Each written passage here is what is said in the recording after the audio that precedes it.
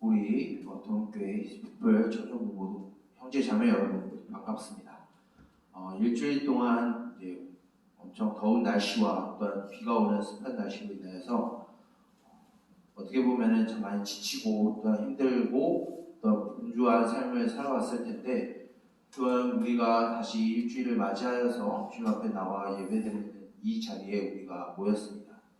이 예배를 통하여서 우리가 잠시 주임으로 인하여서 쉼을 얻고 그 안에서 평안과 위로를 얻어서 다시 우리에게 주어진 일주일의 삶을 살아가는 우리 동일교회 히스특별 모든 청년부 공동체가 되기를 소망합니다. 그래서 우리의 모든 삶이 불안과 초조로 가득한 삶이 아니라 하나님으로 인하여서 안정되며 그것을 신뢰하고 살아갈 때 참된 기쁨과 안식이 저와 여러분들이 가득하기 주님의 이름으로 축복합니다. 오늘은 이제 하나님의 집 베델이라는 이름으로 제목으로 우리 말씀 나누고자 합니다. 우리는 계속해서 창세기에 나와 있는 하나님의 약속 중에서 이제 드디어 세 번째 족장인 이제 야곱에 대해서 이제 말씀을 나누기 시작합니다. 특별히 오늘 이렇게 나눈 이 야곱의 내용을 보게 되면 오늘 나온 이야기는 어떻게 보면 잘 아는 이야기일 수도 있습니다. 오늘 이야기를 잠깐 오늘 이제 읽은 우리의 말씀을 요약하면, 이제 야곱이 자기의 아버지 이삭의 집을 떠나서 이제 자신에게 이삭이 이제 야곱에게 결혼할 아내를 얻기 위해서 밧단 아람이라는 북쪽의 먼 곳으로 떠나게 합니다. 그리고 그 떠나는 그 길 가운데 이제 루스라고 하는 옛 지명을 갖고 있는 이 루스라는 곳에서 돌베개를 베고 이제 잠을 청할 때 그 잠 속에서 꿈과 환상을 통해서 하나님께 약속을 받는 장면이 바로 오늘 우리가 읽은 본문의 말씀입니다. 그러면 왜 갑자기 야곱이 자신의 아버지 이삭의 집을 떠나서 왜 밧단 아람으로 가게 되었는지, 그리고 이제 야곱에게 처해진 이 상황이 어떠한 것인지 우리 먼저 알아보고 넘어갈 필요가 있습니다. 오늘 우리가 읽진 않았지만 이 앞서 26장, 27장 이렇게 보게 되면 야곱이 이 땅에 태어난 이후에 야곱이 그 가정에서 벌인 일들에 대해서 기록하고 있습니다. 먼저는 이 야곱이 자신이 장자권을 얻기 위해서 자신의 쌍둥이 형인 에서를 이제 속여서 이제 사냥하고 돌아온 이 에서에게 붉은 것, 우리 한글 성경으로 팥죽이라고 되어 있는데 원문으로 보게 되면 붉은 음식을 이제 에서에게 주면서 이것을 줄 테니까, 이 붉은 것을 줄 테니까 당신의 그 장자권을 내게 넘기시오라고 말을 하게 됩니다. 근데 이 장자권에 대해서 소홀히 여겼던 에서는 그 장자권을 야곱에게 넘겨주고 그 붉은 음식을 이제 에서가 먹게 되죠. 이후에 에서가 그런 일을 벌인 이후에 한참 시간이 지납니다. 그것을 이 장자권을 얻은 이 야곱이 이제 장자권만 얻는 것이 아니라 자신의 아버지 이삭에게 장자의 축복을 얻기 위해서 이제 형과 또한 아버지를 속이는 일이 벌어지게 됩니다. 이것에 대해서 에서는 자신이 2번 속았다라는 그런 분노함에 그 속으로 이제 동생 야곱을 죽일 계획을 갖고 있어요. 이것에 대해서 이삭과 그의 아내 리브가는 에서가 이런 마음을 품었다는 것을 알고 이제 야곱을 자신의 외삼촌인 라반으로 돌아가서 거기에서 아내를 맞이하라라고 하면서 이제 야곱을 밧단 아람으로 보내게 됩니다. 쉽게 말해서 지금 밧단 아람으로 향하는 야곱의 그 길은 긍정적인 원인이 되지 않아요. 굉장히 부정적이고, 지금 야곱의 처한 상황에서는 그 축복과 장자권을 얻었음에도 불구하고 이 야곱은 굉장히 험난한 인생길이 이제 그의 앞에 펼쳐지게 됩니다. 하나님 앞에 하나님의 계획이 아니라 자신의 생각과 자신의 뜻을 위해서 자신이 장자권을 얻고 축복을 얻은 이 야곱에게 이제 주어진 것은 이제 공터에서 노상에서 돌베개를 베고 잠을 자야 하는 처지가 놓여지게 된 것이죠. 그래서 이제 밧단 아람으로 가는 그 길 가운데 이제 해가 지고 야곱이 피곤함에 지쳐서 이제 자야 되는 시점에 놓였어요. 이때 눈에 보이는 것은 돌밖에 없습니다. 제가 한 4년 전에 이스라엘에 이제 답사를 가면서 보았던 곳은 이 베델이라는 이 루스라고 불렸던 이 베델이라는 지역은 정말로 돌이 많은 지역이에요. 그래서 자기 위에서 그냥 누울 수 없고 그 뜨거운 날씨와 그 추운 밤 가운데 버티기 위해서는 그 뜨겁게 달궈진 그 돌을 베고 잠을 자야 하는 것이죠. 이런 상황에 놓여진 야곱이 이제 잠을 들게 됩니다. 잠이 들고 나서 이제 그에게 꿈과 환상이 펼쳐지게 되는데, 이 성경이 기록되기 이전, 모세가 이 성경을 처음으로 기록하기 이전에 꿈과 환상은 이제 하나님께서 자신의 백성에게, 또한 자신의 약속의 대상자에게 보여주시는 하나님의 특별한 계시였어요. 이것을 이제 꿈과 환상을 통해서 하나님의 계시를 본 이 야곱에게 보여진 꿈과 환상의 모습은 하늘에서부터 시작된 계단이 이 땅에까지 이어져 있는 것을 볼 수 있습니다. 한글 성경에서는 사닥다리라고 말을 하고 있어서 어떻게 보면 사다리로 우리가 오해할 수 있는데, 원래 이 사닥다리라는 의미는 그런 사다리의 의미가 아니라 거대한 신전이나 궁정으로 올라가는 계단을 의미하게 됩니다. 즉 하늘과 땅 사이에 갈라져 있던 그 모든 관계 가운데 이어져 주고 있는 이제 신전의 계단이 이제 이 야곱이 자고 있는 이 베델이라는 곳에 이제 보여지게 되고 있습니다. 이 의미는 이제 야곱에게 하나님이 말씀하시면서 이제 하늘로부터 끊어졌던 모든 관계를 이제 하나님이 다시 있는 모습을 보여주고 있는 거예요. 왜 이런 모습을 하나님이 보여주고 있느냐? 야곱은 이미 하나님과의 관계가 틀어져 있는 상황입니다. 자신의 삶과 자신의 인생의 주인이 하나님이 아니라 자기 자신이었어요. 그래서 자기 자신이 장자권을 얻기 위해서 형 에서를 속였고, 축복을 받기 위해서 아버지 이삭을 속이는 일이었죠. 이것은 하나님의 뜻과 맞지 않는 일이었어요. 자신이 얻고자 하기 위해서, 자신이 얻고자 하는 것을 위해서 수단과 방법을 가리지 않고 하나님의 뜻을 구하지 않고 자신의 감정과 자신의 계획과 자신의 뜻대로 움직였었던 사람이 바로 야곱이죠. 어떻게 보면 하나님께 이러한 약속을 받을 만한 자격이 되지 않는 사람이 바로 이 야곱이에요. 이런 야곱에게 하나님이 찾아와 주셔서 이 사닥다리에 이 신전의 계단의 환상을 보여주시면서 내가 너와의 약속을, 너의 할아버지 아브라함과 이삭에게 맺었던 그 약속을 너에게 그대로 맺겠다 하시면서 말씀을 하십니다. 하나님이 이 말씀 중에서 이 야곱에게 총 4번의 약속을 하십니다. 첫 번째는 이 야곱의 자손이 먼지와 같이 많게 될 것이다 라고 말씀을 하고 있어요. 그리고 그 야곱의 자손을 통해서 모든 민족이 복을 얻게 될 것이고, 이 야곱은 다시 이 땅에 돌아와서 하나님이 허락하신 이 고향 땅에 다시 돌아오게 될 것이다 라는 하나님이 약속을 주십니다. 이 약속을 받을 만한 자격이 안 되는 이 야곱에게 하나님은 이 약속을 주셨어요. 이제서야 야곱이 어느 정도 하나님에 대해서 알게 됩니다. 자신이 그런 꿈과 환상을 보고 난 뒤에 하나님으로부터 두려움을 갖게 돼요. 왜냐하면 자기 자신이 죄인이라는 것을 깨달았기 때문입니다.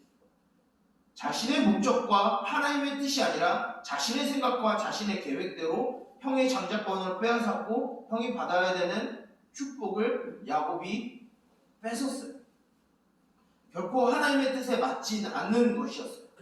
근데 왜 하나님이 이런 자격이 없는 야곱에게 이런 꿈과 환상을 통해서 약속을 주셨느냐 하면, 우리가 2주 전에 살펴봤었던 그 이삭에게 에서와 야곱이 태어날 때 하나님이 이삭에게 주셨던 약속의 말씀 때문입니다. 우리가 기억을 더듬어서 2주 전의 말씀을 생각해보면 하나님은 이삭과 리브가에게 이런 말씀을 하셨어요. 큰 자가 작은 자를 섬기게 될 것이다 라고 하는 하나님의 약속이 있었어요. 이 큰 자는 바로 형 에서를 의미합니다. 작은 자는 그 뒤에 태어난 야곱인 거죠. 하나님은 조건과 자격을 보지 않고 하나님의 계획을 이루시기 위해서 그 하나님의 주권적인 역사 가운데 하나님이 계획하시고 하나님이 뜻하신 것은 에서가 아니라 야곱을 통해서 자신의 일을 이루시는 목적이 있었던 거예요. 그러기 위해서 야곱이 비록 이런 약속을 받을 만한 자격이 없지만 하나님은 그 야곱에게 항상 함께 하시겠다라고 말씀하시면서 그에게 약속을 주셨어요. 그의 민족이 많아질 것이고 그를 통해서 모든 민족이 복을 받게 될 것이다 라고 하는 창세기 12장에 나왔던 아브라함에게 하셨던 그 약속을 그대로 야곱에게 다시 주고 있는 모습이에요. 이 광경을 목격한 야곱은 본인이 있는 그곳을 이제 지명을 바꾸게 됩니다. 원래 루스라는 곳은 굉장히 거대하고 굉장히 많은 유동인구가 있었던 도시였어요. 사람이 주된 도시였어요. 그런데 그곳에 야곱은 베델이라는 이름을 그 지명에 두게 됩니다. 이 베델은 히브리어로 말 그대로 하나님의 집이라는 뜻이에요. 베델 중에 이 벳이라는 것이 집이라는 의미고 엘은 하나님을 뜻할 때 엘을 쓰게 됩니다. 즉 하나님의 집이라는 뜻의 지명이 이제 이 베델이 되었습니다. 그런데 이 지명의 이 베델뿐만 아니라 다른 곳에서도 하나님의 집이라는 동일한 의미가 쓰여질 때가 있습니다.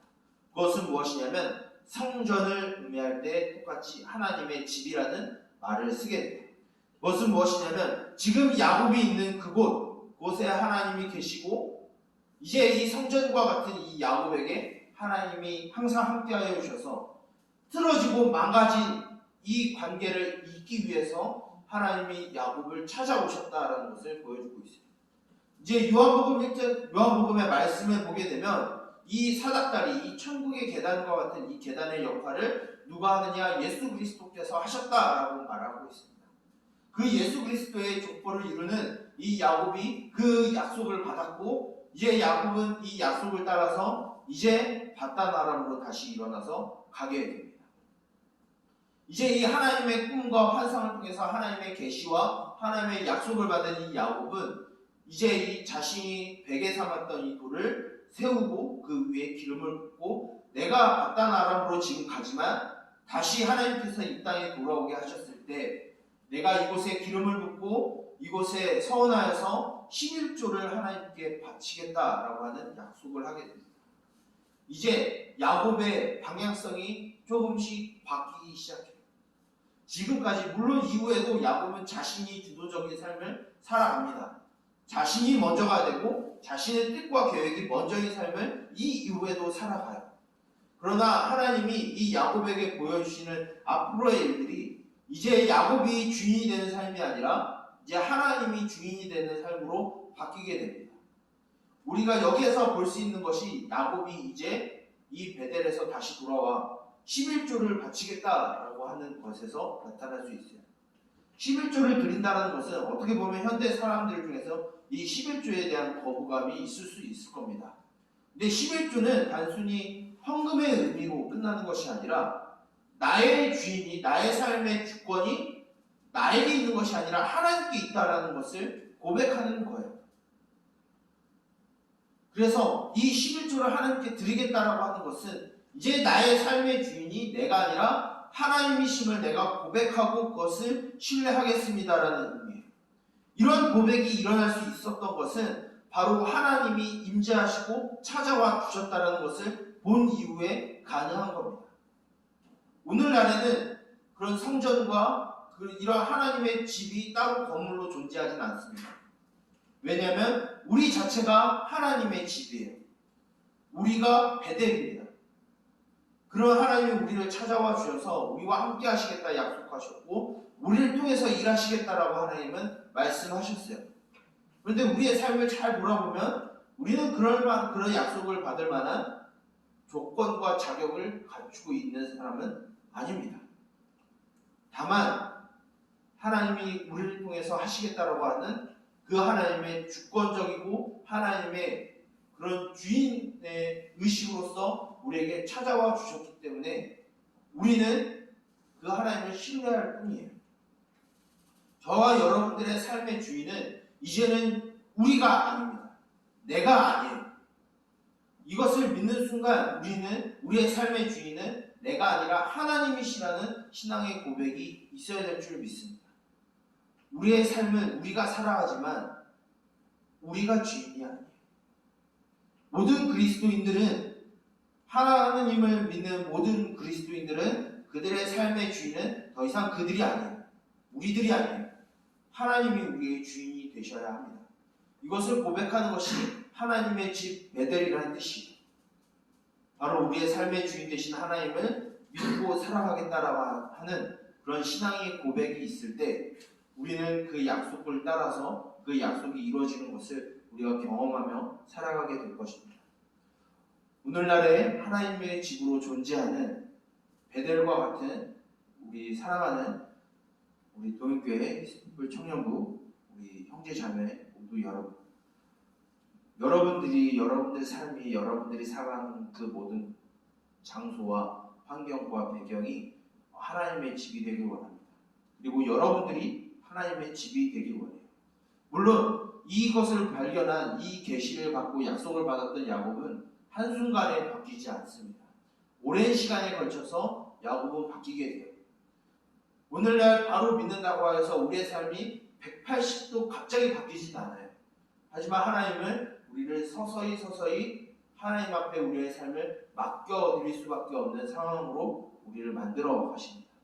그런 하나님을 신뢰하면서 여러분들에게 주어진 삶을 살아가고 하나님의 집으로서 여러분들이 하나님을 맞아들이고 그 하나님과 함께 동행하는 삶으로서 약속 있는 삶을 여러분들이 살아가기를 원합니다.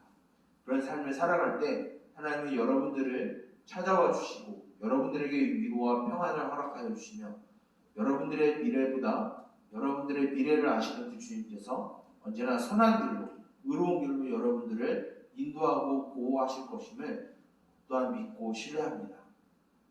이것을 기억하여서 우리에게 다시 이 예배 이후에 펼쳐질 우리의 일주일의 삶을 또한 주 앞에 드리고 그 하나님만을 의지하고 살아가는 저와 여러분, 우리 동일교회 히스토플 청년부 모든 공동체가 되기를 주님의 이름으로 축원합니다. 기도하도록 하겠습니다. 살아계신 주님, 우리에게 꿈과 미래와 희망이 되신 주님, 그 주님을 신뢰하기를 원합니다. 그 주님을 믿길 원합니다. 아무런 자격이 없고 하나님으로부터 은혜를 받을 만한 조건을 하나도 가지지 못한 우리들에게 찾아와 주셔서 거부할 수 없는 주님의 은혜를 우리에게 허락하여 주시네 주님 감사드립니다. 이제 우리의 삶이 하나님의 집이 되길 원합니다. 베델이 되길 원합니다. 그 하나님과 함께 동행하는 삶이 되길 원합니다. 지금 당장 우리가 180도 바뀌는 놀라운 역사가 당장은 일어나지 않겠으나 하나님 아버지, 이후에 펼쳐질 야곱에게 하나님께서 역사하시고 그의 삶을 바꿔주시듯이 하나님 아버지, 우리의 삶을 바꿔주시고 이제 우리의 삶의 모든 주인이 하나님 아버지 뿐임을 우리가 고백하며 그것을 신뢰하고 살아가게 하여 주시옵소서. 이제 이 시간 이후에 다시 펼쳐지는 일주일의 삶을 살아가게 됩니다. 우리가 밟는 그 모든 곳이 하나님의 집이 되게 하여 주시고 우리가 바라보고 있는 곳이 베델이 되게 하여 주시옵소서. 그래, 우리를 통하여서 하나님의 그 놀라운 역사가 펼쳐지게 하여 주시고 수많은 이들이 우리를 통하여서 주님께로 돌아와 주님께 복을 받는 모든 놀라운 역사가 우리 가운데 있게 하여 주시옵소서.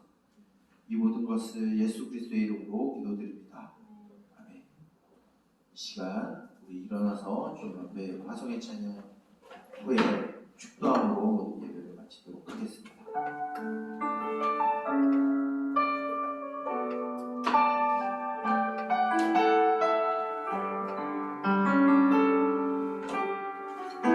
사랑이